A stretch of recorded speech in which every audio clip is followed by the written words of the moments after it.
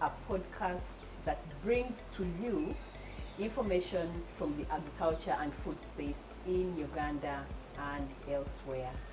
My name is Winnie Nanteza, your host, and I'd like to welcome you back on this platform. I'd like to implore you, if you haven't subscribed, you need to subscribe right now so that you can get a notification when we upload a new video. Also, you could share this video with someone you know could be interested in this conversation. Today, we are speaking about quite an abstract topic. I like to call it abstract because many of us, including myself, struggle to understand the concepts, struggle to understand information that we find in the media sometimes, that we find in places maybe where we work, and maybe on your phone as you're scrolling and you're like, greenhouse gases, what is this? So it is a topic that is not very, very easy, one, to understand, but also the information is not so much out there.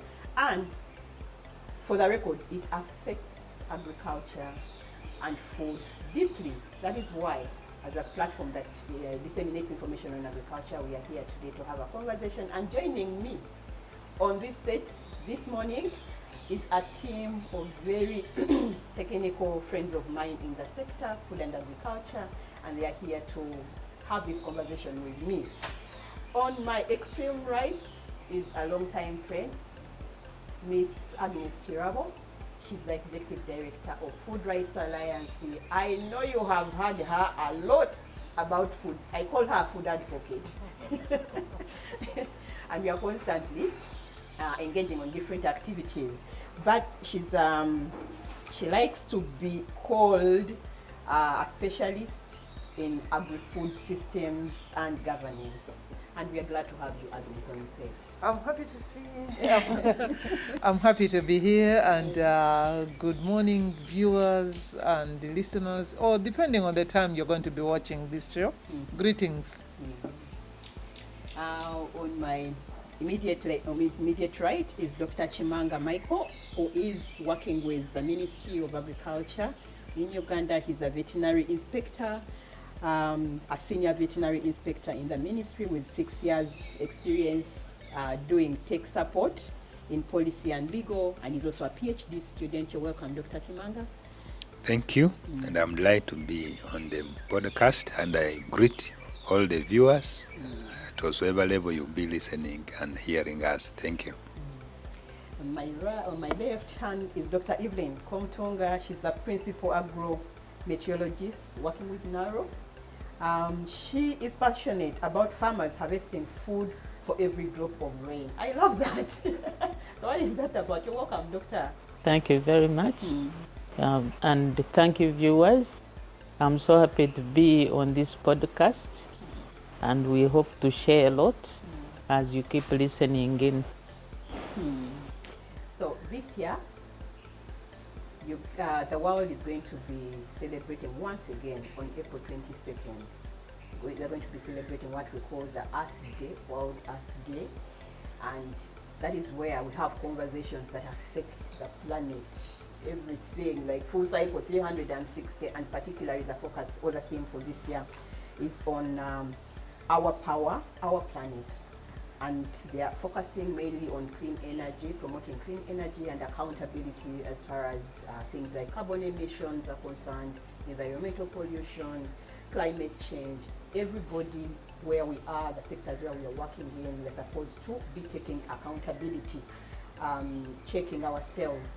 What is your contribution as far as the pollution is concerned? What is the sector's contribution as far as carbon footprint is concerned? And therefore, what are the actions that we can all take to make sure that we are addressing the challenges that are beginning to affect our lives, and especially the agriculture sector is getting really affected. We are seeing shorter rains or longer rains, or a lot of rain or little rain. So sometimes when it's a short season, but the rain is a lot in terms of amount. And I think she'll be telling us what that means in technical language, but also we are seeing it being hotter these days.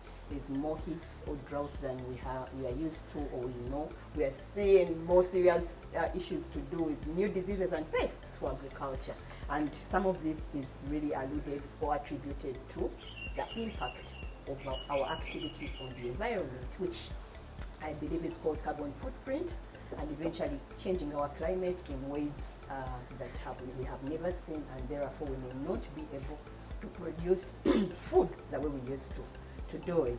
And I don't want to take it for granted that we all know out there what this carbon footprint is. I would like us to start from right there.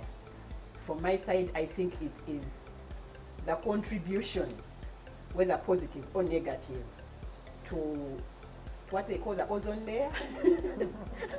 and we need to define that. So in simple terms, how do we define carbon footprint? Thank you so much. As we would simply say in agriculture, that is the amount of harmful gases that your farming activities on the farm contribute to the environment, or the amount of harmful gases your farming activities release into the atmosphere. And these harmful gases are what you are terming greenhouse gases. And that's what we call carbon footprint. That amount of harmful gases your farming activities are releasing into the atmosphere or the environment is what is contributing to what we call carbon footprint from your farm. Yeah, simply that is what I would call carbon footprint from the farm level. Okay, just to add on what Dr. said, I think I'm going to try to be as basic as possible, because unlike the two doctors, me, I'm not a scientist, I'm a common person. So let me still keep in touch with the common people. What we all know is that in the environment where we live or stay, there are gases. There are good ones that we breathe. We all know that we breathe in oxygen to give us life. And if we are short of it, then we are put on oxygen. But as we breathe in oxygen, we also breathe out carbon oxide. The people who named these gases were actually very smart in terms of naming. When we are talking about carbon, you know, already what comes into your mind is dark. Yeah. It's As a dark. connotation, Yes, dark to things. dark things. So just like doctor has said, that there are those dark, you know, gases that are pushed out that are not good for either you as a person, or the plants, all of the environment. That's why our bodies pushes them out, because they are not good. So these are the gases, and like doctor has said, when we are doing our farming, our agriculture, there are those gases that we stimulate. We give more energy to come out more than they would have come out. But also, as we start, what is very, very interesting about us, the farmers, and us, the food eaters, the food consumers. You're either a farmer or a food consumer, and there is no middle ground. The beauty about the agri-food system, when we are having this conversation, or why it is very important, is that our agri-food system, our food, our farming, which is our source of livelihoods, our agriculture, contributes to bringing out these gases. But at the same time, is affected if these gases are pushed out. And I think at the level of understanding these gases, I can leave it at that. Hope all of us, we are trying to resonate with that. And then we shall come back on the print, or maybe I could right away say that it is like a mark. Let us understand it like a mark. You know, that is your, you know, the moment those gases come out, all your activities pushes or stimulates these gases to come out, you mark in the environment. in the space there, you have marked, you have put a darker marker. I think that is the best way I can try to make it visionary into somebody. So you mark, and we are going to know at the end of the podcast how much you have marked and how dark And how bad. is your mark. Okay, thank you very much. Thank you, colleagues, for just to add on what they've said. Just to go back to basics a bit, the bad gases that are common in agriculture is carbon dioxide and methane, and then the others are just minor. But why do we want to talk about the footprint of these gases? Because when they are in that environment where you are working or where you are farming, they trap heat in the atmosphere, and the heat keeps increasing. So they act as a blanket, and they trap heat, and then temperatures increase, and then this causes the change in weather patterns, in climate patterns, as we shall hear later. And why they are important is that as you do your day-to-day work, you may not know that you are putting a mark, as my colleague said. You could be opening land, and you do bush clearing, and then you burn. First of all, when you do bush clearing, you cut off a sink for carbon dioxide, because plants use carbon dioxide to make food. So once you cut them, it means you have already left that carbon dioxide in the atmosphere. Also, when you burn, because most of these farmers, when they are opening land, they burn. They cut, they burn. Those dairy farmers, when they are opening farms, they cut trees and burn. So in burning, you are again releasing the carbon dioxide in the atmosphere, and you are marking. So every activity you do, whether land opening, or whether you are cutting trees, or whether you are in livestock and you collect this cow dung and just heap it somewhere, you are releasing these gases in the atmosphere with your knowledge or without your knowledge, and you are putting a bad mark in the environment, and that in turn will affect the rainfall that is then very key for your farming. For now, I think I'll stop She has there. actually brought out something very, very interesting, because what we want to do here now is really people to imagine what we are talking about. I had actually used a mark, and she has come out with something like a blanket. A blanket. It is like for those marks that we are doing, we are strengthening the blanket in between here and the earth.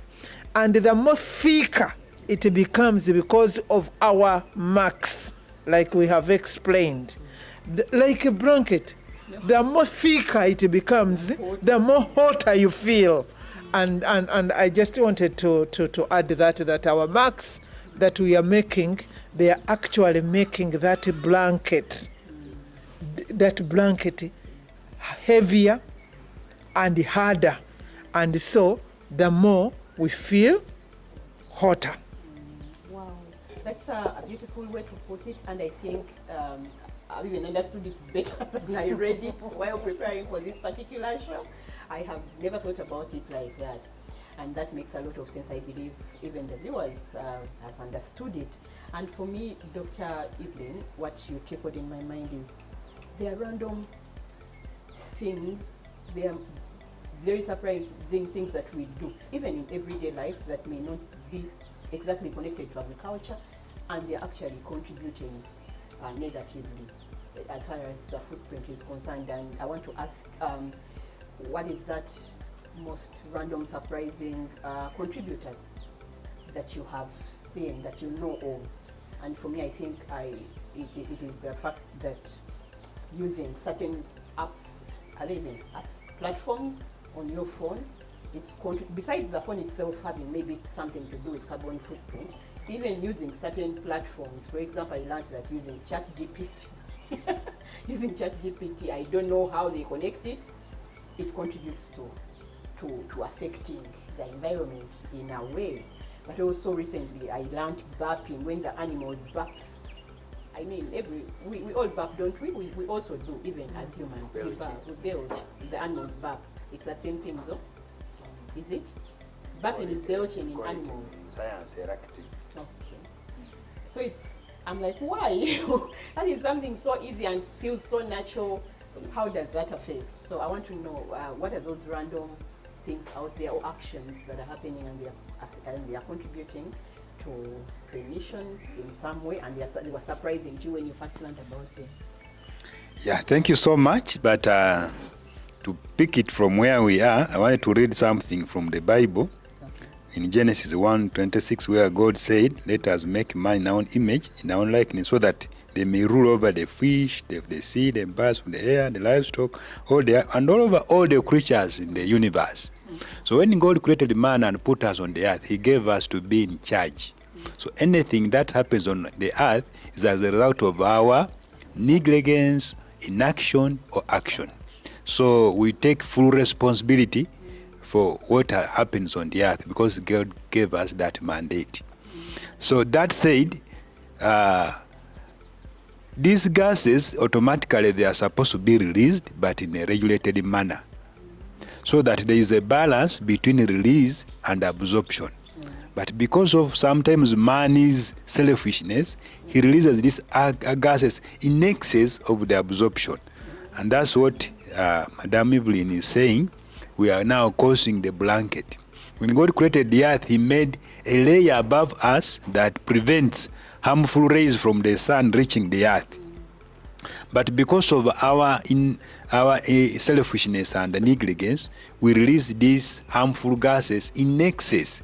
And once they are released in excess, they make a mark which we have called a print, or a footprint on the ozone layer. That layer that God made that prevents the earth from harmful radiations from the sun. So what makes that our activities do is that the harmful gases makes holes in that layer. That's what we have called a mark. So that mark is like a hole, and that hole allows the harmful rays from the sun to reach the earth. And once they come, they don't go back. So they are trapped in the earth, and the heat and other things come up. So that's what the things we are doing as human beings. So that said, you had asked us to highlight something, a random activity that we are doing that will contribute to this footprint. Like in everyday life, we know that on the earth, the highest contribute to the greenhouse gas is the fuel consumption in the cars, in the motorcycles, in the industries and the factories. So like day to day, we are doing random activity like traveling from here to Kampala. Just like you see somebody in the taxi say, Vamao, he has just entered by saying, I'm stopping there. It's like you could walk there. So in most cases, there's random things like using a vehicle unnecessarily, using a motorcycle unnecessarily, using a air conditioner unnecessarily, using those careless activities we take, they release a lot of these harmful gases. Because a car, once it's traveling, it releases a lot of harmful gases. Now, there are these other activities we do, like you take pride in the many cows you have. But remember, every cow releases some harmful gas we call methane. And the many you have, they will be releasing a footprint from your farm that's going to cause a mark in the ozone layer that's going to increase the temperature on the earth.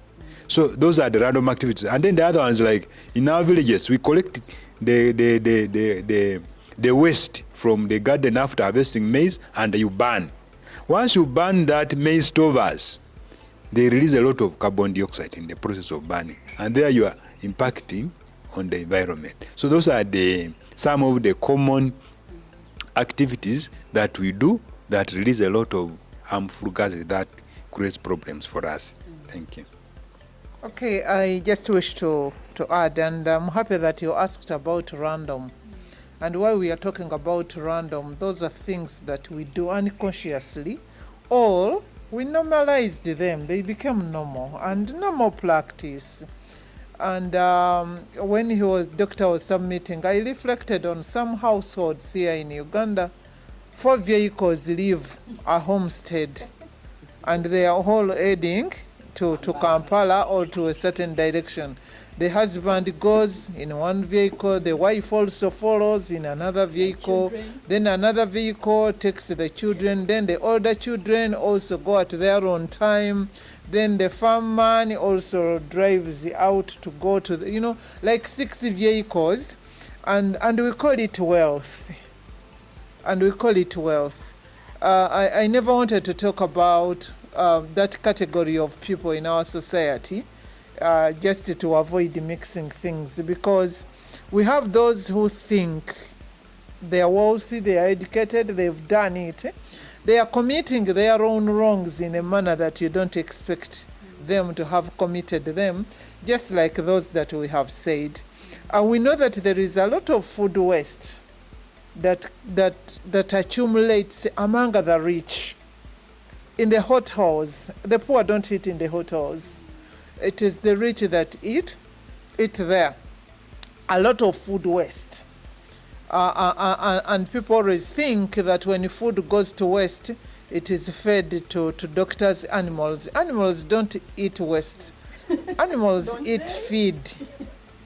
Animals eat feed and not waste. So as we are accumulating a lot of food waste in our houses, it is also contributing to this print. But above it all, preparing that food right from production to the time you're wasting, there is a lot of resources that have gone into it that make a print, a mark that we are talking about in producing it. If it was rice, the amount of water that is required to produce 1 kilogram of rice. If it was meat that went to waste, I know people are saying, are there people who waste meat? Yes, there are people even who waste rice. We are talking about this other part of society that think they are very educated. A lot of water went into that. A lot of energy went into that, but at that same time, that food is not consumed, it is wasted. It's a random, it is a careless action, but it happens. But going back to my farmers, the people that I've worked with the rest of my life, including my mother, there is, I was reflecting when we were young, because we never wanted to dig. So we wanted to dig the garden clean, like a compound. And in our mind, we were thinking that the grass will not sprout again, or it will take some time to sprout the weed. And our mother requires us to weed that particular area. There are communities you go through and you find a plantation that is as clean as a courtyard. Bare ground completely. So meaning that, whereas we all hate weeds, but they capture, I want to use such words, they capture some of these bad gases. So when we clear, we almost bring a broom to sweep the farm. It's a random action that I confess I'm guilty as charged. I have ever done so in my childhood, in fear of digging again. Others, we overtill, and it is common among smallholder farmers. Every season you are tilling. You're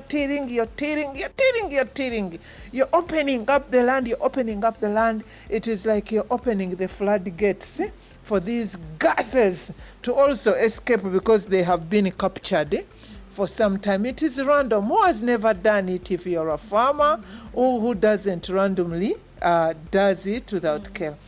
Now, the advent of chemical use. I'm a farmer. I'm a coffee satellite farmer in Kalisis or in Masaka. That is the region now that rarely receives rain.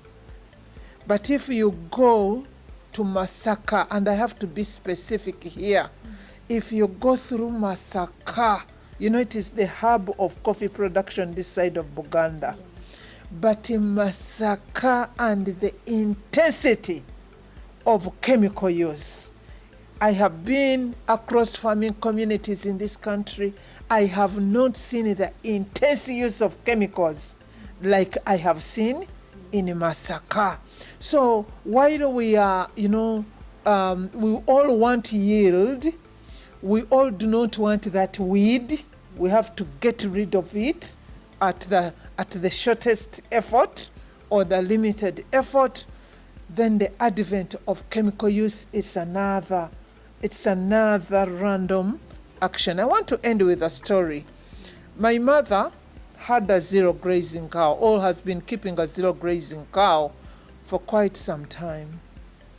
At one moment in time, my mother's small farm, like 10 kilometers from Kampala, I didn't consult her, so I'm not going to disclose her identities, was a model. It was a model. It's a small holding farm. Go to it now, it's total barren. Total barren. And one of the issues is how she has been over the years disposing the dung from her zero grazing cow. So when we are talking about who has not done what my mother is doing, if you're a zero grazing animal keeper. Random. Thank you. That may not even be exactly related to agriculture, but when you learned that it actually contributes, it surprised you. I will start with what you talked about, use of apps like ChatGPT, Copilot, Cloudy. That is now the thing for Generation Z. You give them an activity to do, within minutes they finished it because they are using those apps. But these apps are actually relying on very huge data centers established in the US, established across the globe. And these data centers are consuming electricity, they are using power. Yes. Few of them are using solar. And they are huge data centers, really. And so the footprint for this app is immense because of the footprint at the source of information. So that is something that is now a trend in Uganda and across the globe, but that is, its footprint is really big. But Doctor, not at the source alone. Actually, the users must have observed that when you're using these apps, even your phone or computer battery runs so fast, besides even heating. So the power consumption is not only at the source, it is also where you would use your gadget, the power you charged, where you would have used it for over 15 hours or 16 hours, you're going to find yourself charging like 3 times a day. I just wanted to interject on that. Thank you for the interjection. So the footprint for those apps you've had is really immense. Another random thing is that, as farmers till the land, which they do every day, and as my colleague said, they overtill. So to put it into context, when this carbon dioxide is stored in the soil is a big sink for carbon dioxide. So now when you open it, you release the carbon dioxide. What do you say when you say, what do you mean when you say sink? When I say sink, it's that it is a store. Let me use the store thing. It is a store where carbon dioxide is kept. And there are 2 things to this. So when you till, it is lost. And so it contributes to the gases. But also, in there, when you use chemicals, like she has rightly said, the fertilizers, the herbicides, all that, they kill the living organisms in the soil. And when these die, then the natural cycle for nutrient recycling in the soil is broken. And so this is something that people do, but they don't know the repercussions of it. And when you look at soil fertility across the country, the soils are becoming infertile. Partly because of those practices, but also because the carbon, which is the big constituent of organic matter in the ground, which is what we use to enhance yield is also being depleted through that. So you may look at it as something simple, but it is really having far-reaching implications for this, yes. Wow. So why should farmers care? This is now our business is agriculture, it's food production. I would like one to hear more clearly on livestock footprint by livestock, the methanes, the what. My mother's zero grazing cow. Because I feel like we've done well with the crops. The farmers for crops now know that even if you prepare 1 acre of maize, your contribution, I learned yesterday, your contribution to disturbing the environment is what, 35 years after plowing 1 acre. To work backwards and be able to fix what you've done, you need 35 years. Wow. So, Doctor, talk to us more Thank deeply you. how the farmer, the livestock farmer, The livestock farmer. is doing practices that are contributing. My mother's zero grazing. I'll not go much into the science, but I'll just, the common things we do. It is projected that in the agriculture sector, livestock is the biggest contributor to the harmful gases. It's about 59%. So it is good Yes, to have it fewer is. animals in Uganda. It is the biggest contributor. So livestock, when you are rearing livestock, remember that we emphasize 2 things, efficiency and productivity. So we want you to rear livestock, but in a manner that maximizes productivity and reduces the impact on the emissions. So I'll go simply to say, how does livestock contribute to these harmful gases? So if you have each cow or goat or sheep, they do what we call enteric fermentation or ruminal fermentation. For them, they just gather grass and it is fermented in the rumen.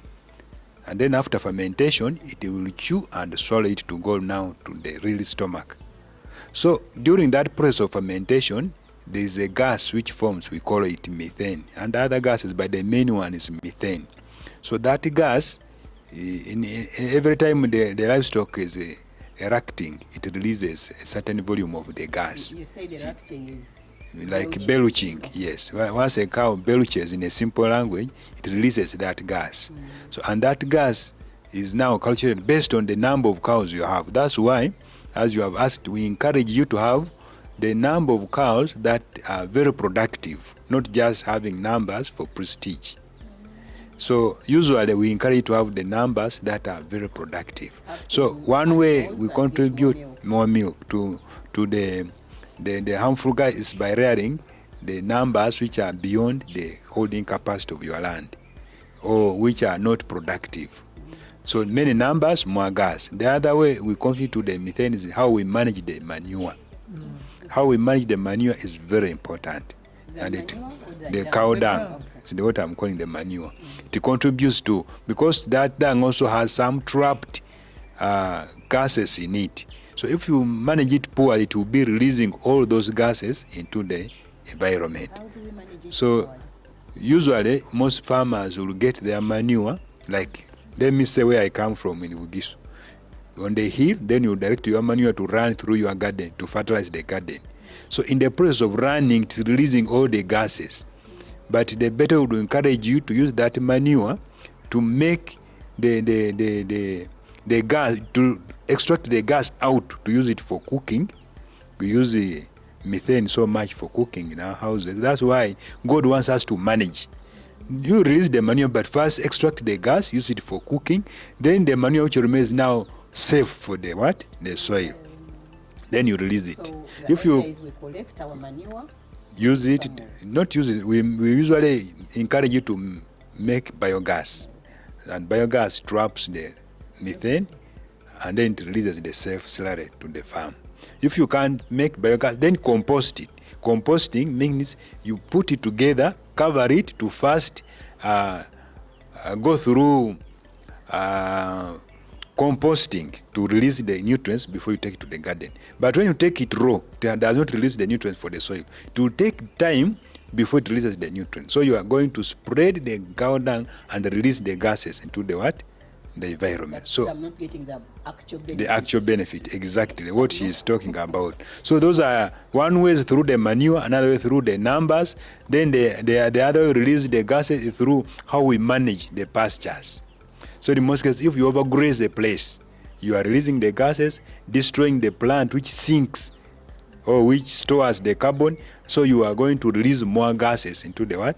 So how you graze in your land also makes how you contribute to carbon footprint you are putting into the ozone layer from the livestock farm.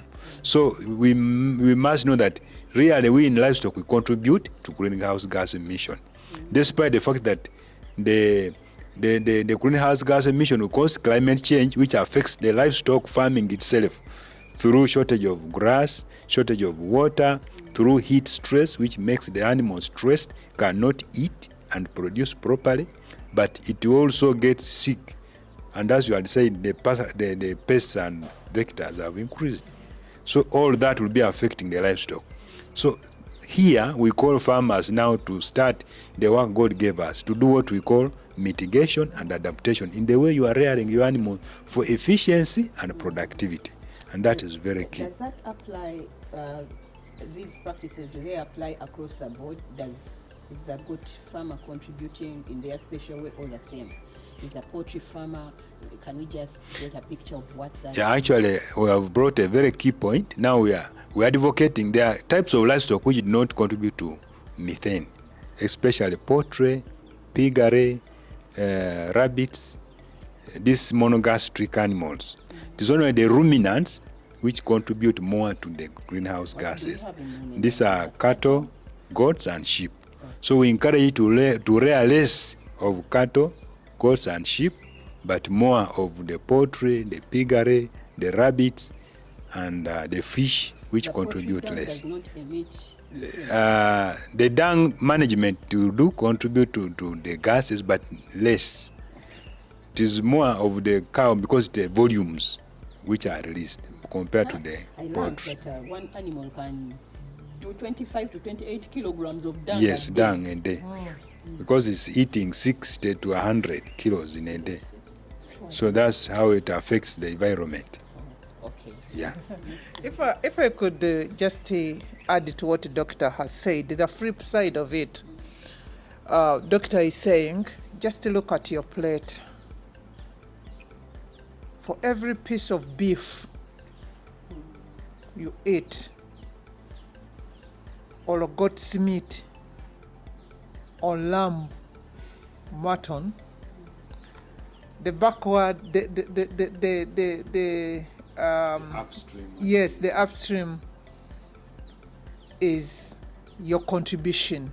Because the unfortunate bit, when we would be speaking here, somebody, human nature doesn't want to take responsibility.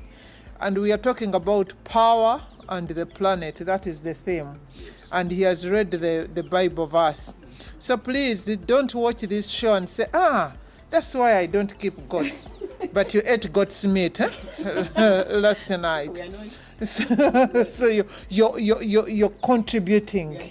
You're contributing as a consumer, and what the doctor is saying is that the more we skew our consumption towards the other part of livestock that are less emitters, the better. But also, doctor, I don't know why every time people talk about cows, and let me use the word cows, what immediately comes to people's mind is that a cow equals milk. And when they are talking about efficiency, they quickly say, keep fewer animals, but they give you a lot of milk. For me, cows doesn't necessarily mean milk. Cows also mean meat. They are cows, and actually majority of the animals in Uganda are good for beef, which is not a problem. So I just wanted to flip what doctor has said, that on the flip side, you're either a farmer, who doctor is saying, select your livestock enterprises with a carbon footprint kind of lens in your mind, or choose your management practices with that lens, me, I'm here to say, look at your plate with that sense in mind. Yes. You're adding something, Dr. Evelyn? Well, something very small on pasture management. There are two things. One, the breed that you choose. Some, as doctor said, inhale or breathe out methane a lot, others less. So as you select your livestock, have that in mind as well, which he called, I think, efficiency. On pasture management, there are also feeds that cause the animal to bring out less methane. For example, if you use legumes, if you use the corianders, if you mix your feed and also feed it when it's in a young stage, when that lignin, which makes methane more, is still very little. That is what I just want to. Very quickly, I just would like us to point more clearly on how these practices are currently affecting agriculture. How do we see this manifest in today's agriculture space or food production space? So the other question I didn't bring out clear is, you said, why should the farmer worry or concern about the thing of carbon footprint? Why should worry? One is that carbon footprint will cause climate change. That's the silent thing we are not bringing out very vividly, but it is causing climate change. So what you are seeing us going through now is what the farmers 50 years did. So what we are doing now is what will farmers 50 years go through. So you should worry because we should care about your children, your grandchildren. That's one thing, that you should do practices to preserve the future generation. The other thing you should worry about is that at the moment we are in the era where we're even having what we call carbon credit. And this we are going to talk about in the next podcast about strategies. Carbon credit means that when you manage your farm well and you're producing, the amount of harmful gas you're producing are equal to the amount of harmful gases you are storing. You are paid for it. So now your farm will not only earn you from your farming, but it will earn you from the good practices you are doing to absorb all the bad gases you are releasing. And that is a strategy in this country, and most countries are practicing, and we'll talk about it in the next broadcast more. So you should concern it because there is money in it. On top of, yes, you can earn from it if you manage your farm in that way, that the amount you release, you absorb. So we pay you for that good practice. So you should worry about it. But last thing you should worry about this thing is that this carbon footprint, it is something that affects your livestock directly. So you should really worry. So answer. I don't know if it is if farmers should worry.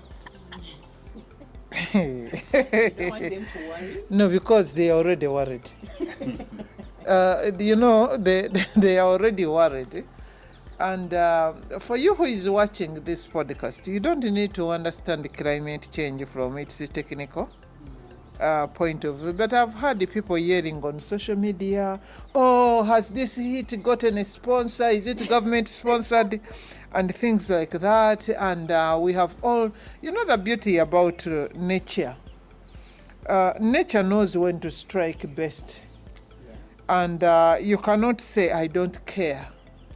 It will find you. We have seen how the floods have really, we thought that the floods are happening in Kasese and in Bududa until when they came shopping in the malls in Kampala. Wow, they came shopping in the malls. And these are some of the realities. But you see, farmers, they derive their sole source of livelihood is on the farm. And when we are talking about these things, I know what it means. Me, a satellite farm of Kalisizo, every time I see rains and I call on my farm and they say, woo, today even the heat has been much more. than it has come and then stopped 3 villages away. It has been so scanty, and we have all realized that it rains in the morning, and in the afternoon the heat is sponsored by UN.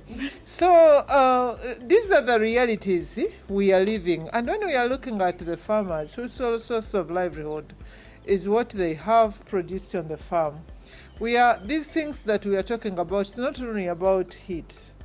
It is also about your yield. It is also about your extra investment.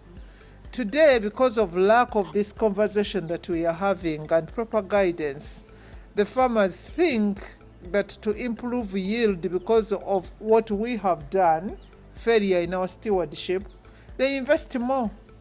They go and invest more. Everybody is advertising a fertilizer of some kind. The more you invest, the more you eat into your profit margin. So that's real. And I believe the farmers are already living these realities. And I think it is not good to be worried. It is not. You are already worried enough. What is important is why should a farmer act? Why should a food consumer act? Because I don't want it to be single-sided. We all know that when the farmers in Uganda provide approximately 80% of the total food consumed on the market or consumed in the country. So the fewer yields they realize, the fewer supplies that we are going to have, and the higher the prices. Who knew? Who really knew that a kilogram of beans would go as high as 4,000, more than $1 in Uganda? Beans were food for the poor, okay? But now, the kameza of 10,000 cannot buy you a full meal for your household. And what is the rim? How has the rim rolled?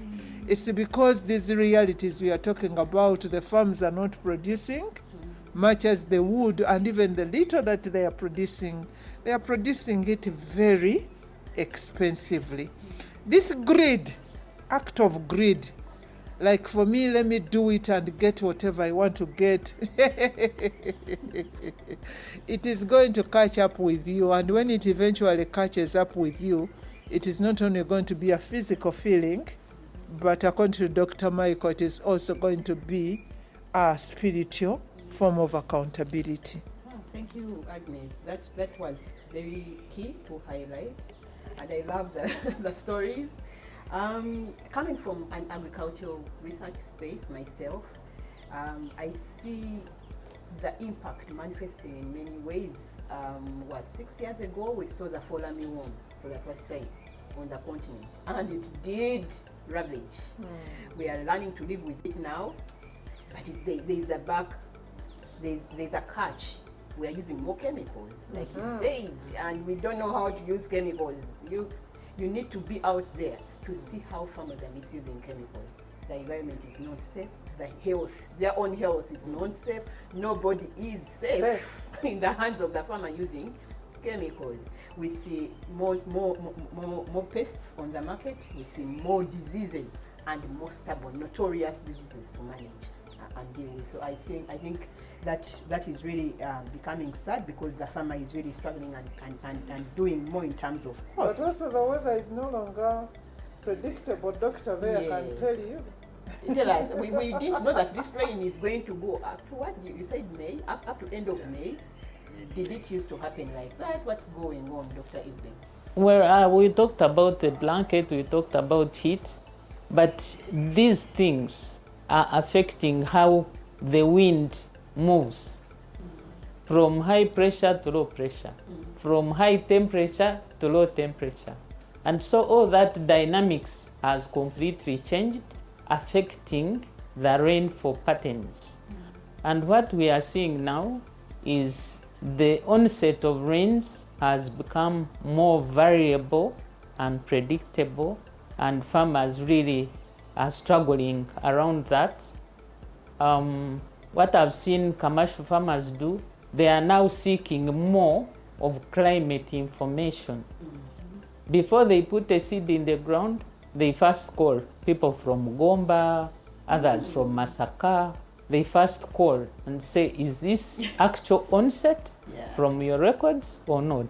If you tell them, then they will do action. So farmers have been affected by the onset of rains. It's unpredictable.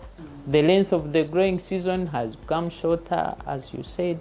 The end of rains is now abrupt and sometimes short. Sometimes there is a lot of rain during the dry months like June, July, and that affects again harvesting and drying. So the farmers should really now be able to seek guidance on information before they plant, so that this one, the yield per every drop of rain concept, it stems from that. And as NARO, we have developed an app again, but not the ChatGPT one. But this one is called the Seasonal Characteristics Tool. It is online, and it is developed from long-term weather data over the country over the past 30 years. And against that long-term, we get the forecast season. When they forecast that it is going to be normal, above normal, below normal, of course that's not relevant for farmers. So this app turns down that. It makes it simpler for the farmer to use, So it's for and the farmer. translates it into onset, length of season, and end of season, frequency of dry spells. So farmers can utilize this platform to be able to be climate smart in their farming. So that's what I can say. But the climate has completely turned around. 360 degrees. That is interesting. I was actually going to ask you to share what Uganda is doing in your different spaces. Can we just get a feel Yeah, of what just is- before we share what Doctor has reminded me, and you know I'm the devil's advocate also on this on this podcast. I flip the other side of the issue. Yes, government through agencies like NARO are not seated, and Doctor has just shared this. But I just wish to speak to you, the person watching this podcast, that app and these efforts are not the reason why you should continue doing what you're doing. They are not the reason. I must tell you, nature is very stubborn. And like Doctor said, nature is rooted in the stewardship and duty and responsibility accorded to us as human beings. And therefore there is going to be a limitation. And it is not for Uganda or for Africa alone.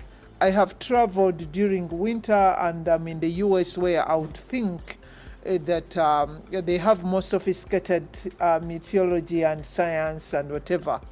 And you know, you wake up, they have given you these indications of how it is going to be, which degrees cold the next day, and you even advise not to get out of the house because it's going to snow, and dramatically it doesn't, because God has to manifest as super in this case.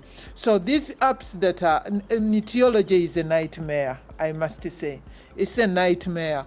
And to support the efforts of like Dr. Evelyn here, we have to start by doing what we are supposed to do right. as people? As people, we need to reflect on our practice than continuing putting marks and marks and marks, and thinking that at the comfort of our phones, we are going to go on the app and then we decide whether we should plant or we shouldn't. We shouldn't plant. I just wish to emphasize that meteorology can be a nightmare. The trick is, let us do right, let us be accountable, let us exercise our power with responsibility as humans. And many times we are bashing them. You're like, you said it will rain. What are you people doing? You're not serious. Actually, my mother, of course, you just know how old she could be. My mother says, for me, the cost of losing a seed is not equivalent to the cost of losing a harvest. Those are her principles. I rather plant other than waiting, and I see my peers harvesting. But also she says sometimes when these meteorology people say the rains are going to be much, I actually know they are going to be few. and why? I'm not saying this is what is true, but I'm just re-emphasizing that we just need to be responsible, because meteorology can be a nightmare. It's a very expensive venture. The amount of money the doctors need to actually have the right equipments. While they were still looking at certain things, then apps like the Share said, we don't wish to promote them here. They have come, so many things are happening, and even you're doing so many things that you aren't doing. But how much money is she given in the budget to invest? Invest in appropriate technology that is responsive, that is fit for purpose now, collect data, and all of those analytics. She has limitations. And because they have limitations, these that are doing meteorology, what is cheaper is doing right. It has to be, of course, a combined effort. You have to use so many fronts to this. So you can look a bit of meteorology. Of course, the forecast is only 75%, correct? The other percentage is for God. Okay. And also the farmers have to be right. So it's a cocktail of things. We all need to be responsible, as she said, and chip in. Yeah. Thank you so much, Dr. Ibundo. Yeah, thank you. Just one, what government is doing. One, government's response for policy. So government has put in place the appropriate policy. In Uganda, we have what we call climate change, the national climate change policy, which is guiding us how we mitigate and adapt, which is housed in the Ministry of Water and Environment. And out of that policy, the Ministry of Agriculture, Industry and Fisheries has developed about 2 strategic documents. One of them is the Agri-NAPS, the National Adaptation Plan for Agriculture that we are following. We have also the Agri-CLITS. Agri-CLITS is just we call it Climate Resilience and Low Carbon Production Strategy for Uganda. It's a long-term plan that shows the strategies we are going to use to reduce emissions and also adapt to the changes which has occurred. But that said, the ministry has also put across a focal point for climate change adaptation in the Department of Infrastructure. But in livestock, we have what we call a livestock action task force that has been launched. That's going to help to fast track how we implement these plans. Because in most cases, we develop the policies and the plans, but implementation is delayed, or sometimes people don't take the responsibility to read the national documents. So we want to try to help them to simplify them, and this is a very good opportunity. If you have at another time, we'll now go on with livestock to tell you the real strategies we have in livestock that are for mitigation and adaptation. Because of climate change, you have issues in adaptation. The housing for us for livestock has changed. Now the design of housing has changed. We have a new design for the zero grazing unit. The way we design the paddocks has changed. And then now we have technology, how we design paddocks, how we do housing, how we manage the manure. We even have projects which are targeted for that. Like we have what we call the Uganda Climate Smart Project. It's targeting that, going to generate technologies, innovations, practices and methods for adaptation and mitigation. So the government is doing work, but the missing link is communicating this work to the viewers, is informing the farmers. We have things like precision agriculture. Now, you don't just plant. You have to study the soil, know which seed to plant, which chemicals to use, which fertilizer. So we no longer do things like you just wake up, you throw seeds, you wake up, you buy any fertilizer, you throw there. You are just wasting money and increasing the footprint. So the government is doing a lot. As you said in the next podcast, people should be ready. You're going to hear more of these strategies, the plans, the innovations, the methods, which we have in the ministry. Thank you. Thank you so much, Doctor. And you've closed it at a good point. From what I'm hearing, agriculture is both a victim and a cow print. We contribute some negatively and then some positively to this conversation of carbon footprint and the consequences of our actions. As we celebrate the Earth Day, it is important to note that as people, as we've said, as the panel has said, as people, as farmers, as the general public, we are all putting our mark. If it's a black mark, it is sad to say that will bite. Like we've all emphasized, it will surely bite. So it is, at this point I want to say it is important to take the little actions, like we've pointed them out, to be able to make our positive contribution towards making sure that we stay better, the environment is better, it is producing food even for the next 50 years. Because our actions today are going to affect the next 50 years. Now we are living in the past 50 years, like what people did 50 years ago. And it's been a beautiful conversation. I think I have learnt a lot. I appreciate the wisdom, the knowledge on the panel. We've learnt from you. I know that the next episode we should be able to delve deeply into the different innovations or technologies and strategies that Uganda or Ugandans have developed to be able to address the challenges of carbon footprint and climate change, but also the opportunities. Dr. Kimanga has hinted that there is money in these things, some of these things, in making sure in doing right. So we could as well make that money, some of that money, but also the challenges therein and how we can address them as we move into doing the right. So thank you so much. It's been a great morning. I hope you've subscribed, and if you've come this far watching this, we are really, really indebted and appreciate your time. Share this video with people, with everybody you know. Like this video and continue to follow this platform. Thank you so much.